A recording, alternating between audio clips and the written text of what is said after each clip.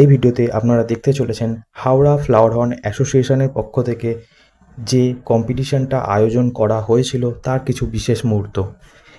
ভিডিওর প্রথম দিকেই আমরা দেখতে পাচ্ছি ফ্লাওয়ার হর্ন কম্পিটিশনটা কীভাবে মানে সেট আপ করা হয়েছে এবং বিভিন্ন ধরনের ট্যাঙ্ক কীভাবে রাখা হয়েছে বিভিন্ন ক্যাটাগরি হিসাবে। এখানে আপনাদের রয়েছে কামফা ক্যাটাগরি এবং আপনাদের রয়েছে কিছু জেড ক্যাটাগরি মাছ। তো আমরা প্রথমেই চলে যাব কামফা ক্যাটাগরির দিকে, যেখানে আমরা দেখে নেব এখানে কি কি কোয়ালিটি কামফা রয়েছে। তো ভিডিওটা প্রচণ্ডভাবে ধন্যবাদ জানাতে চাই যে তারা এত সুন্দরভাবে এটাকে আয়োজন করেছে এবং প্রচুর লোক এখানে দেখতে এসছে এই কম্পিটিশান। তো আমি খুবই অ্যাজ আ হবিস্ট আমি খুবই হ্যাপি এবং আমি দেখতে পাচ্ছি যে এই কম্পিটিশানে অনেক ছোট ছোট ছেলেরা বাচ্চা মেয়েরা তারা খুবই ইন্টারেস্ট নিয়ে জানতে চাইছে জিনিসগুলো কি আসলে কিভাবে একটা মাছকে বাড়িতে রাখা যায় এবং তার বিভিন্ন বিষয়গুলো, যেমন তার হেলথ রিলেটেড কিছু ইস্যু আছে কি না, সেটাকে কিভাবে আইডেন্টিফাই করা যায়, তারা প্রচণ্ডভাবে ইন্টারেস্ট দেখাচ্ছে। এবং এই বিষয়গুলোই আমার নিজের অ্যাজ আ হবিস্ট আমার খুবই ভালো লেগেছে। তো আমি থ্যাংক ইউ জানাতে চাই অ্যাসোসিয়েশনকে, হাওড়া ফ্লাওয়ার হর্ন অ্যাসোসিয়েশনকে, তাদের এরকম ধরনের কম্পিটিশান আয়োজন করার জন্য। এবং আরও চাইবো যে এভাবেই ওনারা প্রতি বছর এই হাওড়া ফ্লাওয়ার হর্ন অ্যাসোসিয়েশন যেন প্রতি বছর এই কম্পিটিশানটা চালিয়ে যায় এবং আরও নতুন নতুন যারা হবিস্ট আছে তারা যেন এইখানে আসে এবং তারা নতুন জিনিস শেখার চেষ্টা করে। কেন এটা কোনো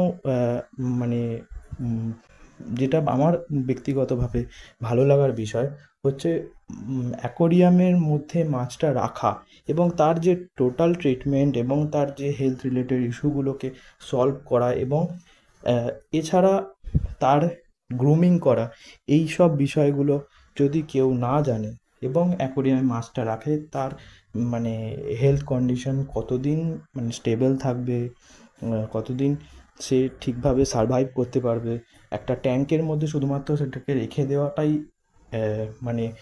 একটা ফ্লাওয়ার হর্নকে এনে রেখে দেওয়াটাই সব কিছু হয়ে যায় না, একে মেনটেন করতে হয়, একে গ্রুম করতে হয়। এই প্রপার যে নলেজটা একমাত্র আমরা কম্পিটিশানের মাধ্যমেই পাবো। বিভিন্ন দেশে, যেমন বিশেষ করে থাইল্যান্ড, ইন্দোনেশিয়া, এছাড়াও আমেরিকা কিছু অংশে এই ধরনের কম্পিটিশান মোটামুটি আয়োজন হয়ে থাকে। তারা আমাদের আগে থেকেই এই ধরনের কম্পিটিশান আয়োজন করছে এবং লোকেরা তাদের ইন্টারেস্ট শো করছে। আর এটা বিজনেসটা বিশালই হিউজ, গ্লোবালি প্রচণ্ডভাবে এই বিজনেসটা চলছে।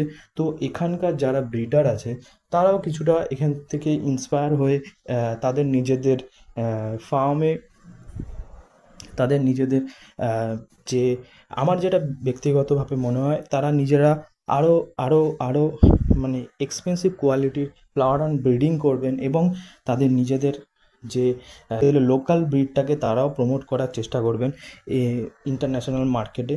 যেভাবে থাইল্যান্ড থেকে আমাদের 3 জন জাজ এসছেন এবং ভিয়েতনাম থেকে একজন এসছেন, তো সেইভাবে আমাদের জাজ হয়তো ইন ফিউচার আরও বিভিন্ন কান্ট্রিতে ভিজিট করবেন এবং সেখান থেকে হয়তো হয়তো হয়তো আমরা একটা ভালো রেজাল্ট বা যেখানে একটা ডমিনেন্স আমরা দেখতে পেতে পারি।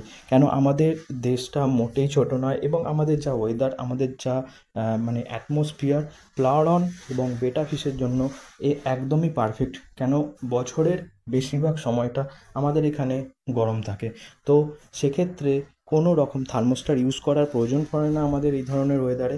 তো এখানে ফ্লাওয়ার হর্ন ইজিলি ব্রিড করা, তাদেরকে সেই এনভায়রনমেন্টটা প্রোভাইড করা অনেক ইজি হয়ে যায়। তো আমাদের লোকাল ব্রিডারকে সেই লেভেলে নিয়ে যেতে হবে এবং আমাদের লোকাল ব্রিডারকে ইন্সপায়ার করতে হবে থ্রু এরকম ধরনের যে কম্পিটিশানগুলো হচ্ছে সেখানের লোকজনকে তাদেরকে বোঝাতে হবে। এবং আমি চাই যে এই ধরনের কম্পিটিশান হতে থাকুক হাওড়া, কলকাতা এবং আমাদের পুরো দেশ জুড়ে।